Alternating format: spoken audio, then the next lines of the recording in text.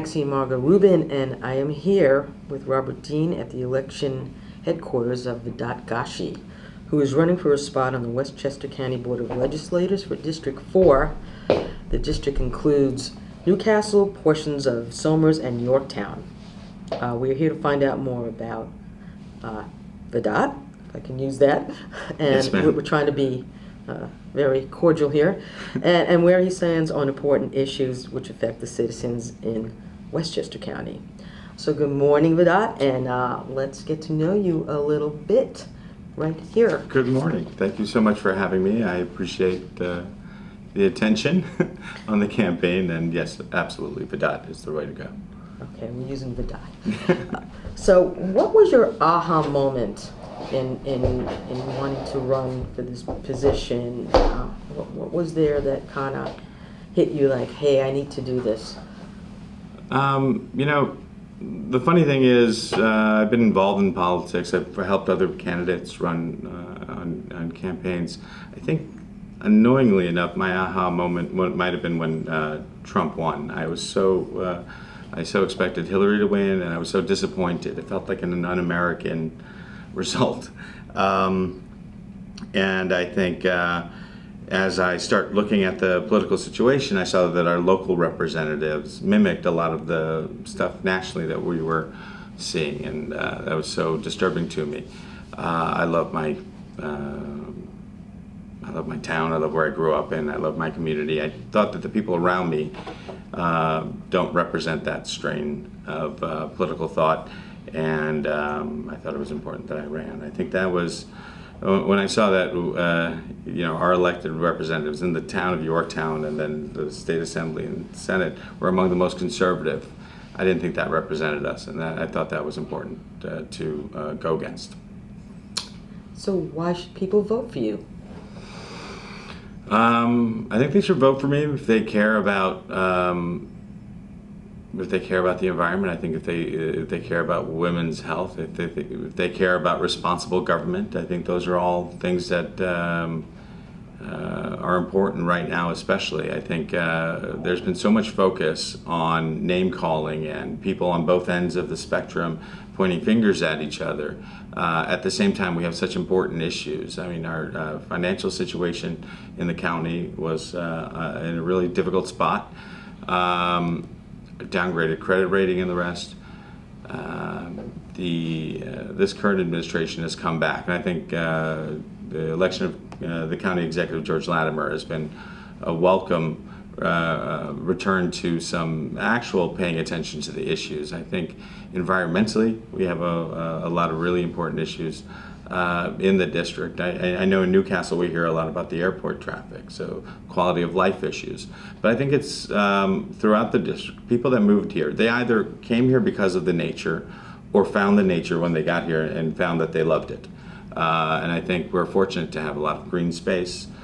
We have some working farms in the district. I think there are trails. Now, they could all be better, and they all need more attention. But it's one of our real, sincere assets, and I think I'd be eager to protect that. How do we protect the green space and also bring development and tax money into this district? Well, I don't think they're mutually exclusive. When you say how do we also do that, I think with the rise of internet retail and the rest, big box retail is slowly dying. Retail is slowly dying.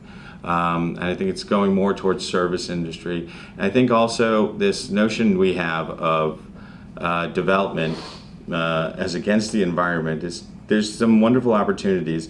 Both economically and I think environmentally, the move has been to mixed zoning, to people living in a place where they can also shop, where they can also do other things like access services. I think that's a wonderful opportunity for us. We talk about in Yorktown,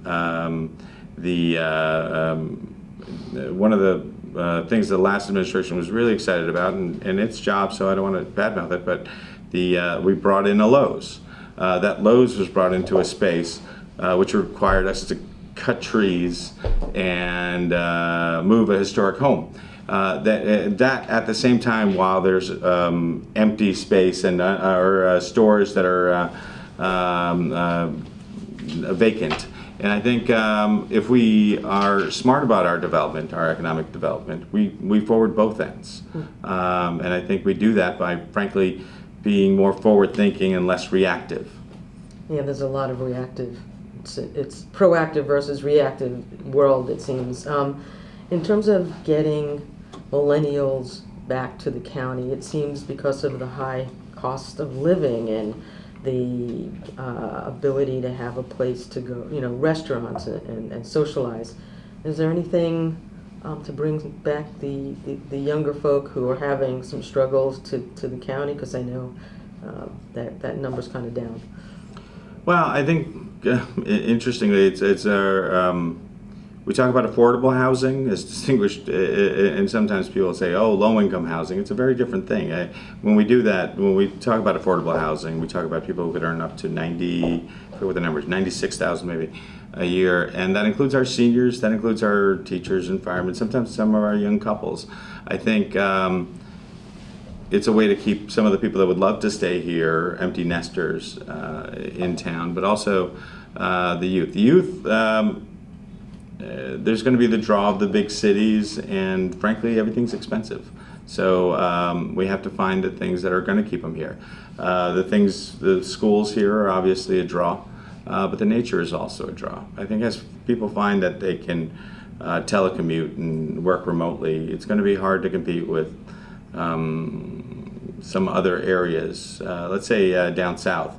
But when you compare the school, the quality of life, the services that you'll get here, I think that's a draw. I think we are eventually a draw by being better. The better you are, the more of a draw you are. I think hard to focus on a specific maybe group of people age-wise. You'd have to, I think about the whole. Well, we'll have to, expand on those things as you hopefully get elected and work on those things. Yeah. And talking about the climate issue, there was a recent climate strike of the youth and mixed with everybody. And at this point, we kind of need to focus on how cut our carbon emissions and how we can get towns to work locally, because it's very grassroots at this point, because what's in the top now is not. We're going backwards instead of forwards. How are we going to go forward on this? Well, hopefully the youth continue to be leaders in this regard. Greta Thunberg's speech, or her first strike, and then her speech just now, they're wonderfully moving. It's a crisis. I think we're being told it's a crisis by almost every single scientist, every single credible authority on the matter is telling us this is a crisis, this is a problem, this is something we need to attend to. And I think there's others that are, for their maybe personal and other reasons, opposing it.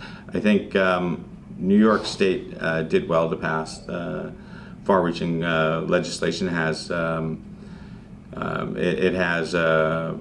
great benchmarks there. I hope to meet them and exceed them to the extent we can. But I think in the county level, we're doing the county's passed plastic bag bans and some of the other issues, some other environmentally friendly policies that are hopefully going to get us closer to there.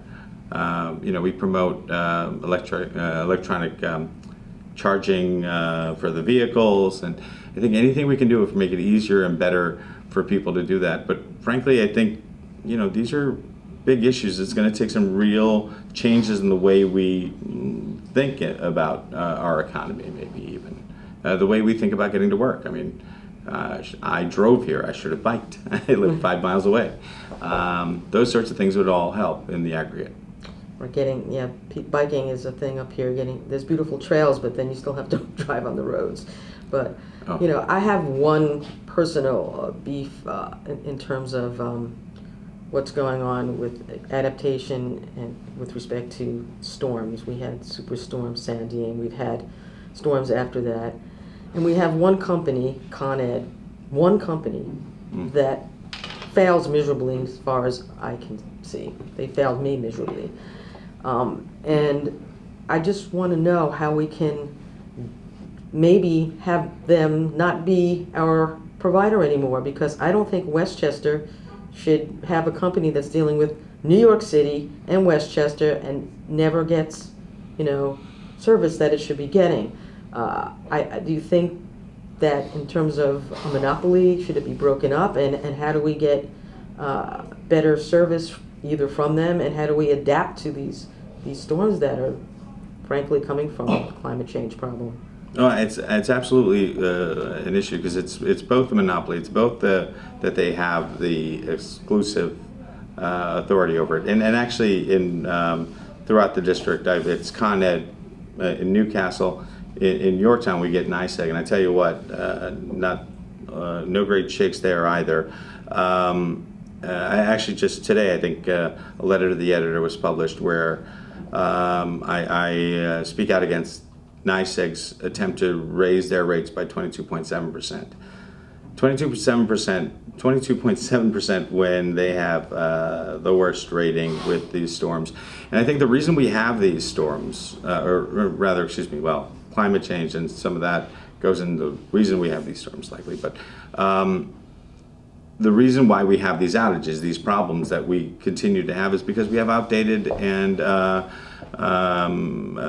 infrastructure that's failing us. And I think we have that because they've been prioritizing their profits over the service that they give.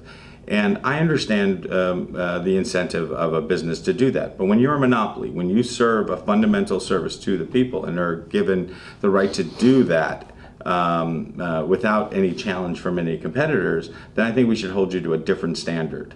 In the article, and otherwise I've said, if the customer doesn't pay their rates, right, doesn't pay their charges, they're going to get cut off, and we have no right to cut them off. We can't vote them out.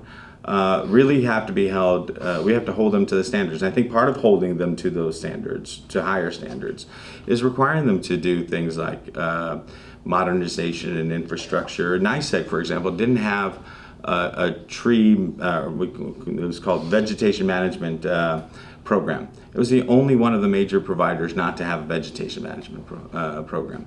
And now they're saying, well, we need to do that and we need to update our infrastructure. So that's why we're requesting a 22.7% rate.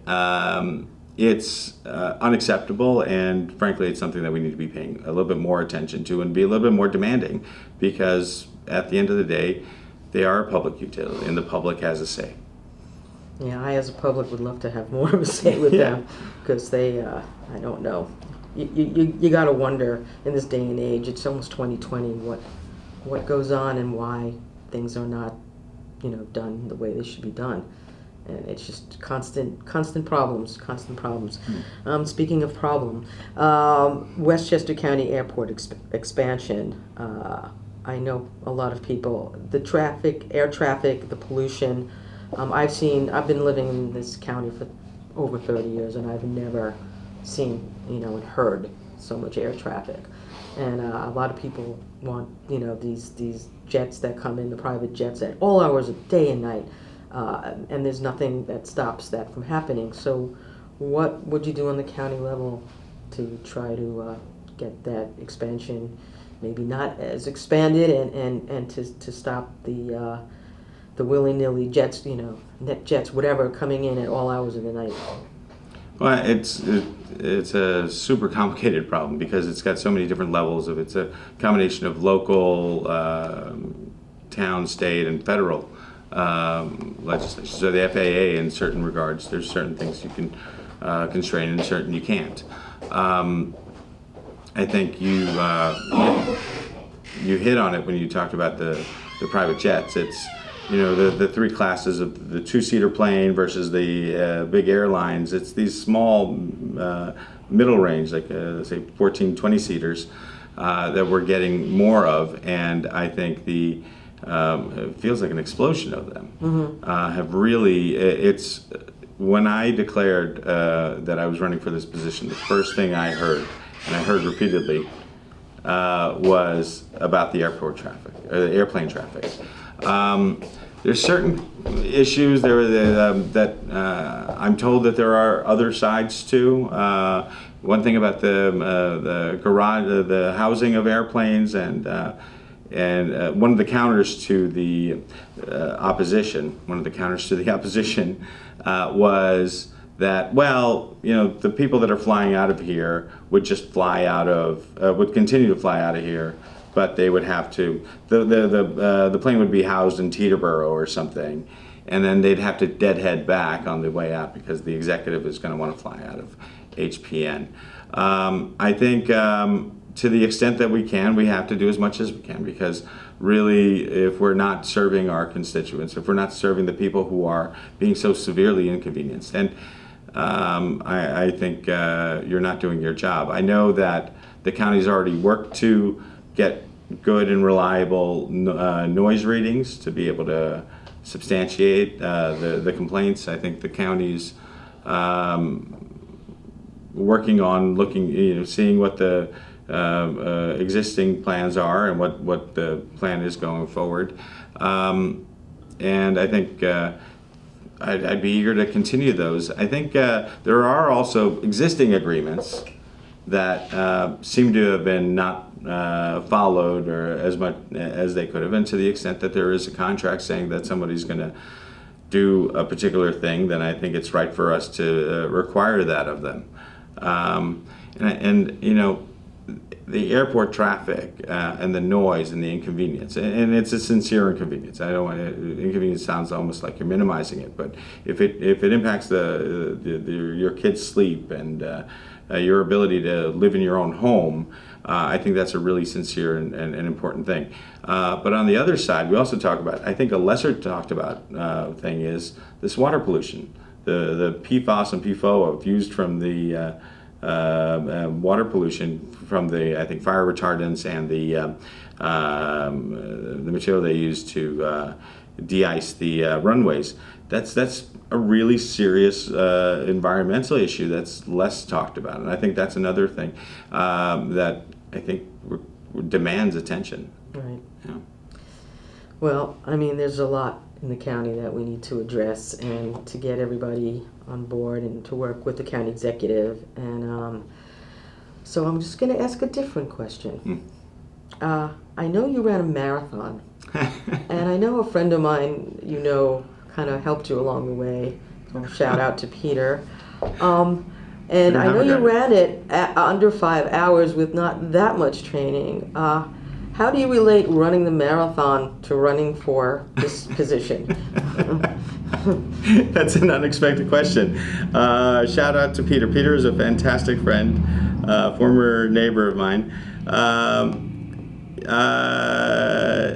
We decided to run the marathon. My brother runs more than I do. My brother Tony, who lives in Newcastle. He runs more than I do. And when my father passed away from heart disease, we decided to raise money for the American Heart Association, and we decided to run it. And I otherwise hate running. I don't get the runner's high. I don't enjoy it. Every part of it was labor. But I'm stubborn. I am a hard worker. I don't know when to stop, and so I continued. I said I was going to do it, and we did it. We ran it, and Peter was a wonderful asset. I think. Now the question you asked was relating it to them. Right. I think they both require hard work, but I think also, frankly, it was support. We got the support of people like Peter and people like my brother, friends and family, people who donated to the American Heart Association, because I think that's a lesser recognized part of the people that are running the New York City Marathon. You have to raise money for something. We chose to raise it for the American Heart Association.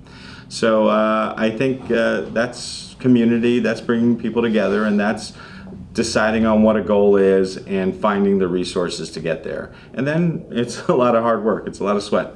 But it was one of the more